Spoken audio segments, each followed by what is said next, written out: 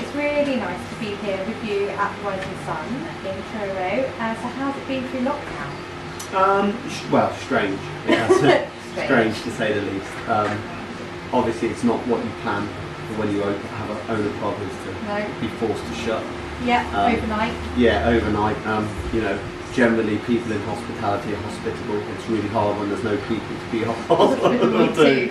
So yeah, it's been strange, but we tried to look at it as the most positive way possible. Yeah. So, you know, it would have been very easy to sit and mope around and be upset about what we're doing. Yeah. Whereas we've tried to say, right, okay, let's use this time wisely. So the first 6 weeks or so, we did a full refit on the pub, sort of decorating wise. Yeah, it's looking lovely. Okay. It's really good. It really is. Yeah, just to get it really, really ship-shape when we come back. We've done a lot of work on the outside of the building as well, and we're still having work done now. Yeah. So you know, when you own a pub, it's very hard to ever find the time to redecorate or to do maintenance on it when you're always open from 12 in the morning till 12 o'clock at night. Yeah. So we've made a conscious decision. Let's use that time wisely for that. Yeah. We've also then, I think about 6 weeks in, we started to look to be able to offer takeaways. Yeah. Especially because in Truro, a lot of the takeaways had shut, and people, you know, we were finding on social media that people were sort of asking would we be interested in doing things. So we've started doing some takeaways, which we run a little southern fried chicken night on a Wednesday. Which looks so good. That's so good, yeah. It's all right, and it goes really well. We do like little deep fried chicken pieces with little Asian slaw, chili beans and fries. We then do fish and chips on a Friday, because I think Fridays are just renowned for being fish and chips. Yeah. Fish and chips Fridays, and Saturdays we started with curries, but as more and more places have started to open and takeaways, we've moved away from sort of the generic takeaways. Yeah. We've started to actually do more of the Rising Sun style food at home. Yeah. So from things like a lovely little slow roasted braised beef with a truffle mash, seasonal greens all in a red wine jus, or maybe a buttered breast of chicken with a mushroom madeira cream. And stuff like that, and then on special occasions like Fridays, for Father's Day, we did a Sunday roast. Did Father's Day Sunday roast, and we've also done a few things for individual people. So I've had a few customers asking if we do some birthday meals. Okay. And so during lockdown, we've had a few different parties where we've done a whole takeaway menu for maybe the family that are self-isolating home to celebrate their birthday as well.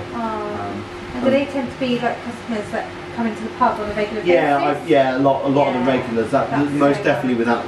The takeaway sort of opened up to I think a lot of people who maybe haven't eaten here have tried our takeaways, because it's a much more approachable way of trying our food.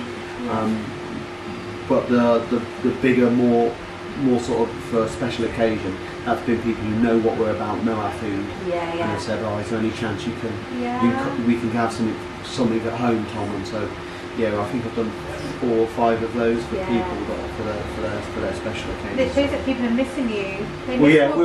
We've been missing them. We've been missing them, and it's been good for me, because I think after the first 6 weeks we were doing refitting the kitchen, refitting the pub, but by week 6 I was itching to get back cooking. I was fed up. I was like, I want to cook. I want to start doing something.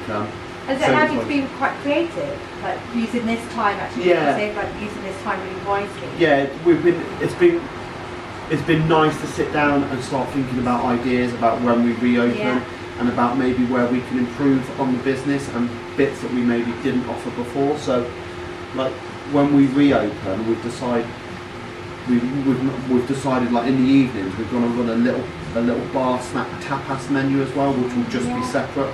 And the idea is that it won't be the usual sort of tapas style food. It will be maybe elements off dishes that we already do in a small portion. So at lunchtime we do a lamb kofta. We're going to do a lamb kofta. Well, in the evening we're going to take the lamb kofta mix, panko it, deep fry it, and we'll have little lamb kofta balls that we can serve with a little sauce vierge as a tapas.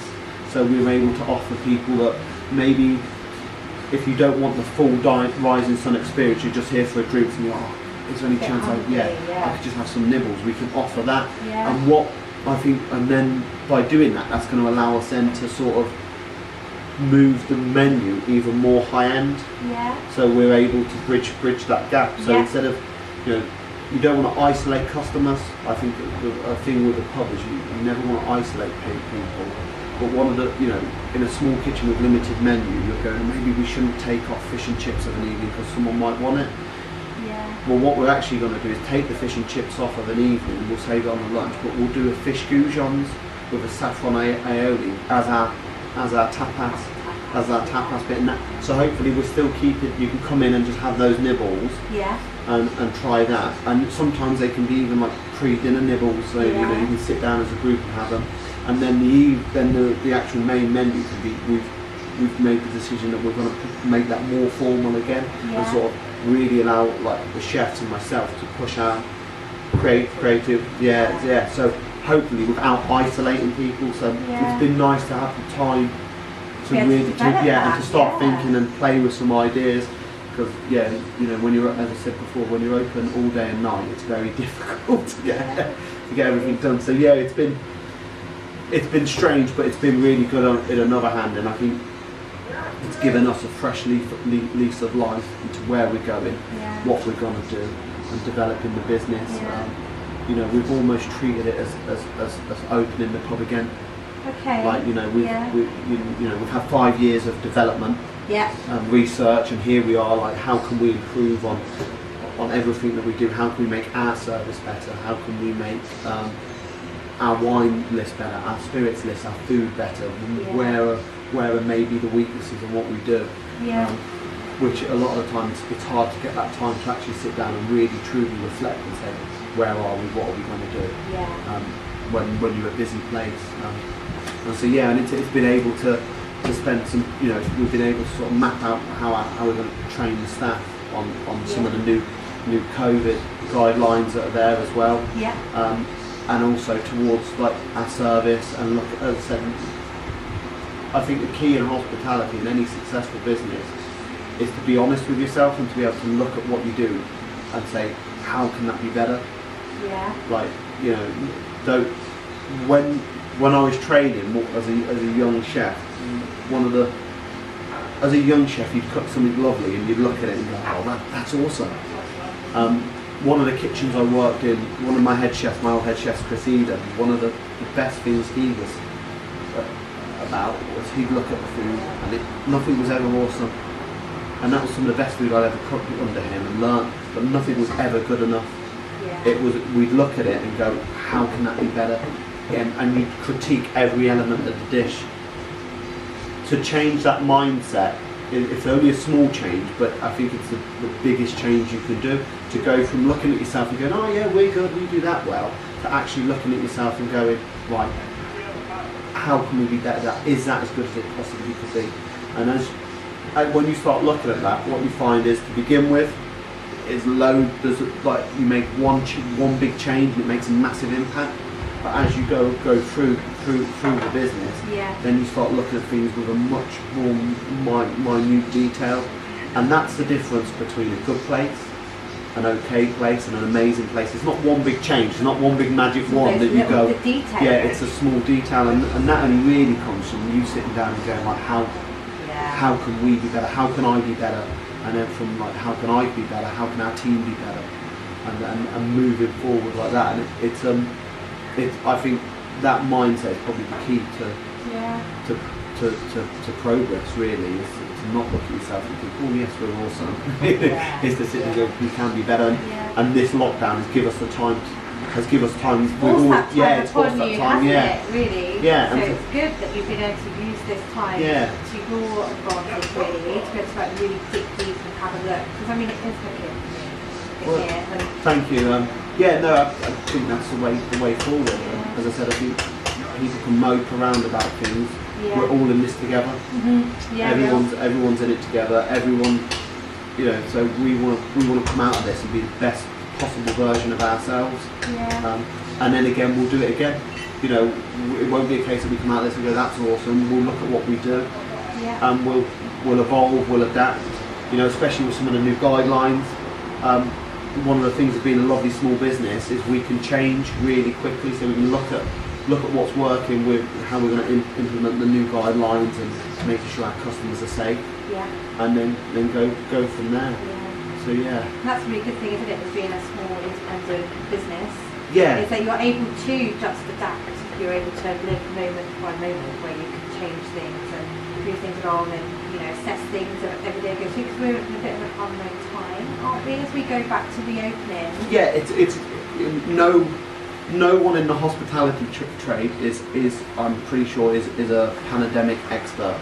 They're just, if they are, then really well done. But it's not. You know, I've never come across anything like this in my time. Yeah. And so I think a lot of it for everyone in this industry is going to be trial and error. Yeah. So it's really important that as a small business we can't compete with a lot of the big chains on budgets and their resources and things like that. But what we can do is be very quick to adapt. Yeah. I can make a decision in the morning, or my manager can, or my chefs can, or my front of house staff can say, like, this isn't working, we need to do X, Y and Z, and we can implement it there and then. Yeah. And I think that's really, really important, especially with the current situation. I think that's where the small businesses won't just survive, they'll thrive. They will, yeah. They come into their own. Yeah, because they're able to quickly change and adapt. I think it's shown it though just through lockdown. I mean, hospitality, above any other industry, have been able to adapt their businesses really quickly. I mean, if you think it only takes 18 months to make any big changes with a business, and people have done it in 2 weeks. Yeah. To like through necessity, haven't they? Right, we're going to do takeaway. Let's do takeaway. Yeah. We're going to do it right now. It's forced it, and I think if you look at a lot of it, it's all the small independents, which is lovely. Yeah. Which is, you know, don't get me wrong, the big chains have their places and they provide a service and provide to a certain market. But it's been lovely to see the little places really adapt and overcome, and it's opened the market up to them. Yeah. And I hope moving forward that a lot of customers will be quite loyal on that and remember the guys that will have adapted, changed their offering to provide a service for the community. Yeah. I mean, we did some takeaway beers, and the amount of people who have used it it's been incredible. And you know, now when they're picking up their takeaway beers, they're looking forward us to reopening to say, well, when can we actually have a pint? When can we sit down and have a pint? You want to have that pint. Yeah, very much so. You really do. Just good to share that with friends and stuff. Yeah. So what's your plan then? Are you reopening?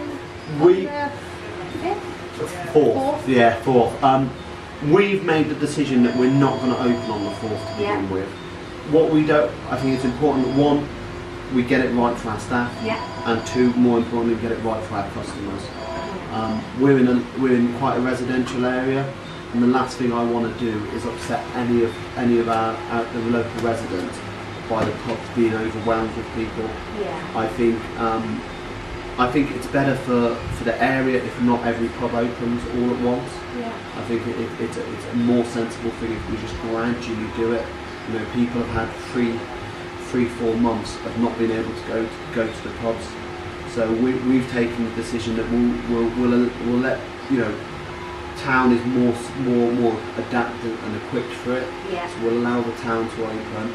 And for us personally, we think it's better if we give it maybe a week to 10 days after. Yeah. Open maybe a weeknight where it's nice and quiet, and hopefully then our customers will feel safe. Yeah. You know, there'd be nothing worse for me than some of our customers coming in here and not feeling comfortable because of the amount of people or people trying to get in. Yeah.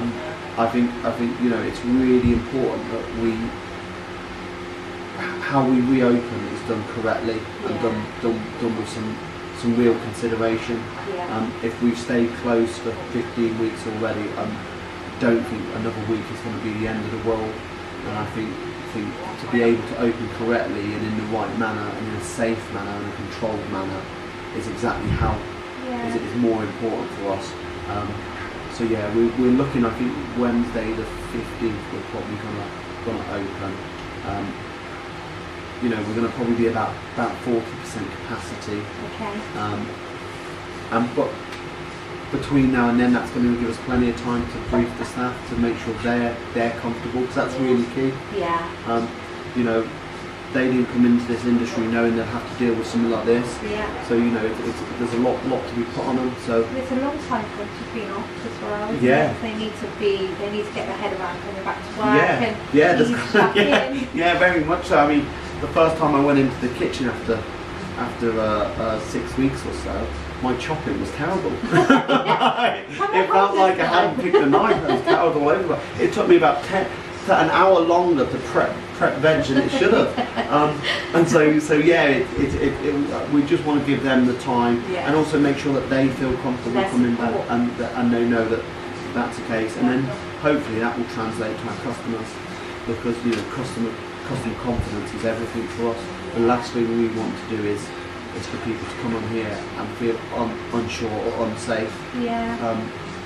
You know, we want people to feel safe. We want them to enjoy their time here and feel they've got confidence in what we're doing and our procedures. And that's really important for us. Yeah. So I think just taking a step back, opening a little bit slower, is probably a safer way and a better way to go. And then we'll just see how it goes. We'll be quick to evolve and adapt and see what works and what doesn't work, and move from there really.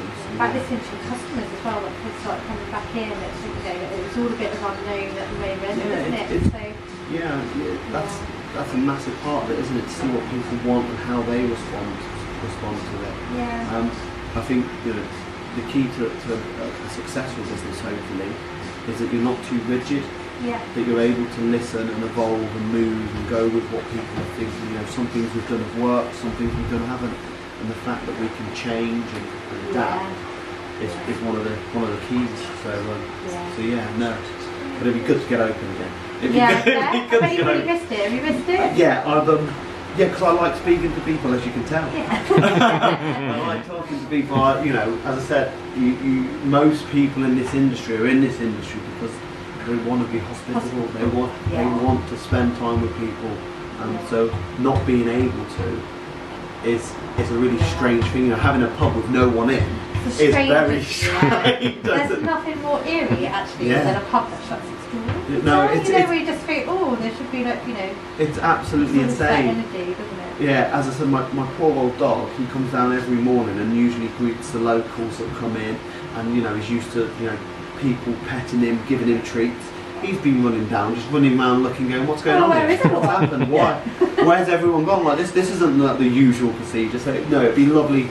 It'd be lovely to have that. It'd be lovely to have that atmosphere as well. Something lovely about one of the nicest things in this industry is when you're working and when a place is working well, the atmosphere and the vibe from people enjoying themselves and having a nice time. It's a lovely thing. We get to.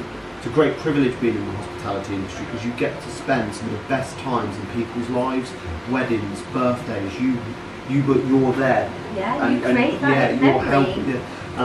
And it's a real privilege. So, to not be able to have that sort of hustle and bustle has been being a bit crazy. One of the things that people are really looking forward to doing when they come out of lockdown is having a pint. So, will you show us how to pour this best pint? Yeah. We'll try. I'll try. So I'll do two. I'll do a Guinness and a lager, and we'll do offshore. Okay, so one of the keys to all beer or drinks is the glass, is cleanliness. Okay, so you want to always check your glass. You don't want a warm glass, a wet glass, a greasy glass. So it's really important with the glassware. Glassware probably causes 90% of problems with all beers. Okay, so we've got nice clean Guinness glass. It's shining, it's looking good. So Guinness are really meticulous about how they like to pour things. So hopefully the Guinness reps don't watch this and say I've done it all wrong. And you're really strict with your stuff. And I am. I'm really strict. I'm really strict. So if you look at how I'm holding it as well, and this should be for all glasses. The bottom of the glass is for us, the bar staff. The top of the glass is for the customer. So we should never hold the top of the glass. We should always hold the bottom of the glass. One of the keys to pouring a good pint, and a little trick, is to always have your little finger under the glass, and you're never going to drop it. It's not going to fall out. It's going to slip. Okay, so when it comes to Guinness, we want a 45-degree angle. We don't want the nozzle to touch the glass at all, and it's straight down. Okay, and if you look at the side of the glass I'm using the back of the glass to pour the Guinness on. That's really important because it's all about presentation with Guinness. Okay, and as we're pouring the Guinness and gets near the top, we just start to straighten it up, and we're looking to get to about 3/4 of the glass before we let it settle. So it should just be at the bottom at the heart, and then we allow it to settle. Now, Guinness would like you to turn this. This is why we pour it the other way, so the customer can allow the Guinness to settle, see the Guinness settle, and watch it. 'Cause it's all about the theatre with Guinness. You know, they've made a very good stout, and through the theatre of opening it, of pouring it, they've made it probably one of the biggest brands in the world. They have. Okay, so I think Guinness give it about 119.5 seconds. I think is the actual precise measurement. 0.3333. Yeah, of how long they like to leave it for. But once it's settled, and you can see it's pretty much settled, we're there. And the trick is to take the Guinness, leaving it with the front to the customer, and we then push back on this handle, and we top it back up. And hopefully I won't overfill it. And there we go. And then we can pop that down. And that should be the perfect pint of Guinness, he says. And as that settles, we'll have a nice head on it, and there we go. There's a Guinness. There's a Guinness. And then secondly, we'll do a lager. So we'll do offshore, because it's a nice Cornish lager. So what's offshore then? Tell us about offshore. Offshore's a pilsner. Okay, Yeah. so it's brewed a little bit different. The best way to think of it is it's not a lager. It's a hoppy cold beer. Is the way to think about it. So it's got full of hops, a really unique flavour. Yeah, it's really good. So it's one of, I think about 5 years ago, it won World's Best Pilsner. And it's local, which is great for us. You know, it's good for us to seasonal, to use local produce and to use local suppliers.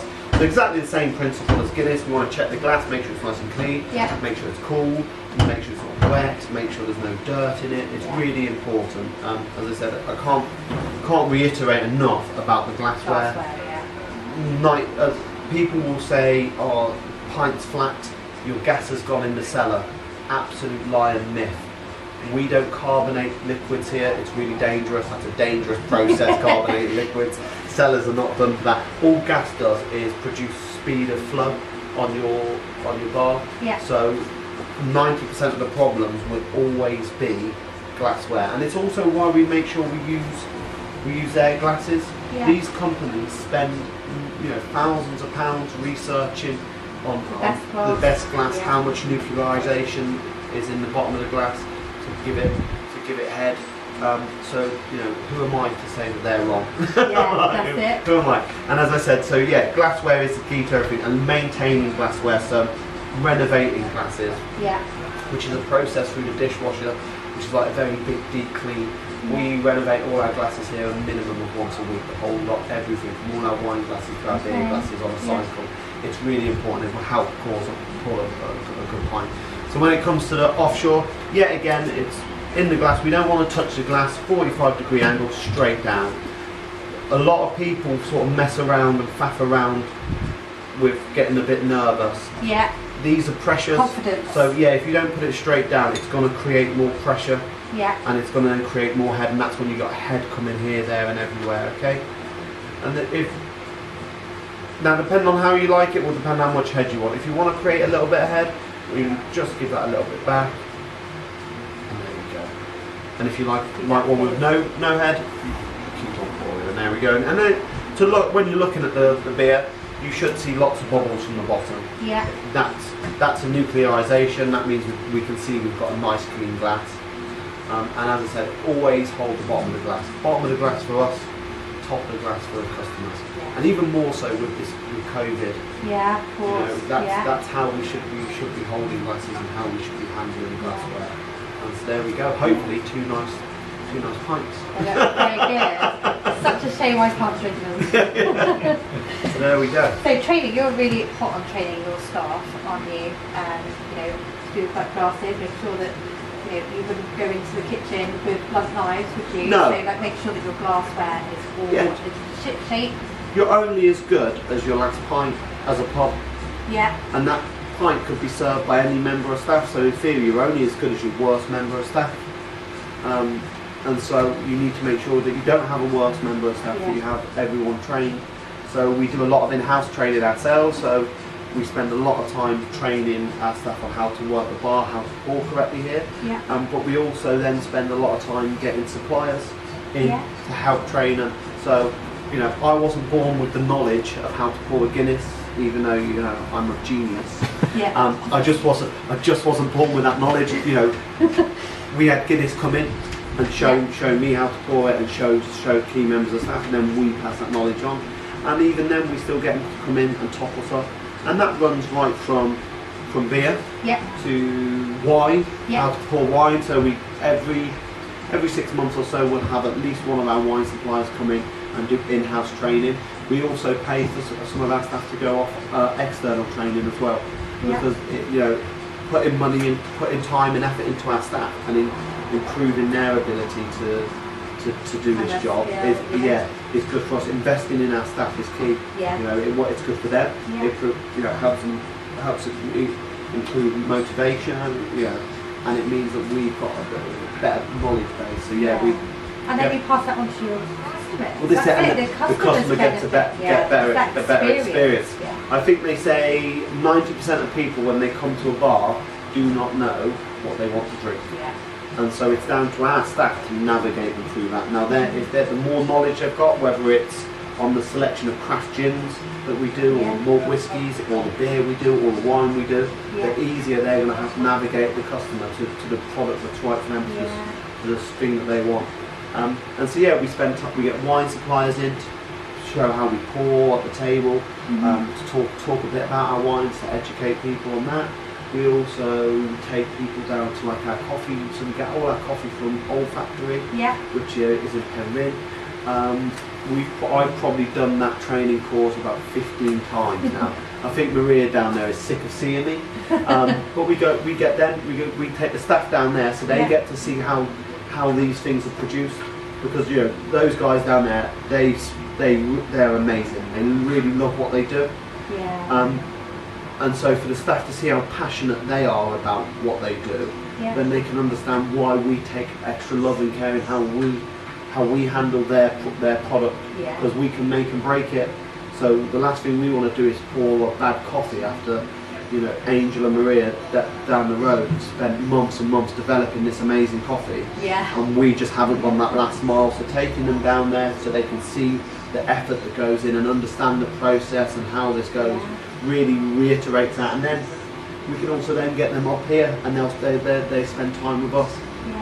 It means your staff can tell the story as well. Well, this is it. This is it. They can speak about how Maria has visited all the farmers they buy coffee from, and so they know it's ethically sourced. They know they're getting a fair price for their bean, and that's really important to me. It's really important that we're buying ethically sourced produce. It's really important that we're dealing with local businesses. And you really care about your suppliers as well. It's one of the reasons this business has been successful isn't to do with just what we've done as a team. It's the people who don't even work in this pub that have been involved in it. So whether it's our fish supplier telling me what the best day fish is and encouraging me and, you know, guiding me through what it is and working really well with us, whether it's our veg supplier who's, you know, down the road who grows a lot at Canara Farm, and they're telling us what's in season and speaking of years ahead of what they're going to grow, so we can develop things together. It's all the other bits of the puzzle that aren't even involved in the pub doing.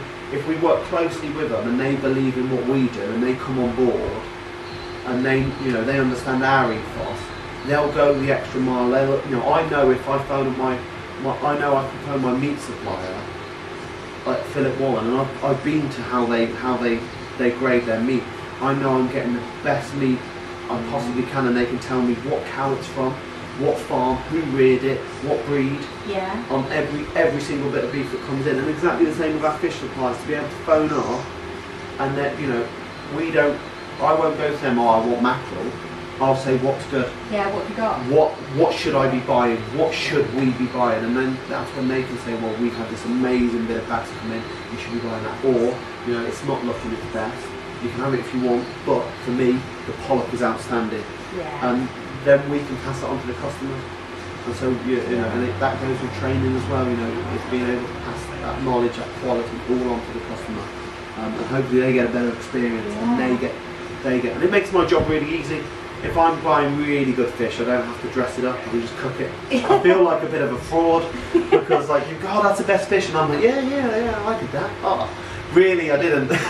It's just amazing. It was fish. caught yeah. It's on your plate now. Yeah, it was, and you know, we've licensed the pub up so we can buy direct from boats. So I have a fisherman who literally will phone me up on the water and say, Tom, I've got some pollock, I've got some mackerel, I've got some squid, do you want it? And within an hour it's out off his boat and it's in my kitchen. And to be able to do that is amazing, but that only comes from working closely with suppliers. That relationship all round, isn't it? It's all people. It's the key to it, cog, isn't it? It's the key. It all works together. Yeah, it's the key to everything, is that, you know, everyone is sort of going in the same direction and doing the same stuff. So yeah, no, it's good. Amazing. So lastly, I'm going to ask you one question. What are you most looking forward to opening? So if you open on the 15th, what's the biggest thing you're looking forward to? Serving the locals that I haven't seen for a long time. Because I like to think I'd love to just cook, but we've been really lucky to have a really good community to build up, and we've got a lot of local diners and eaters, and it'd just be lovely for them to come back to the pub and say hello. With you. Yeah, just to say hello to them. Yeah, because it's been 4 months almost. Oh, yeah. So yeah, no, it'd just be nice to welcome people back into the pub, because that's what we're all here for. Really. Yeah. Thanks, Tom. No worries. Okay. Thank you. Superb. Cheers.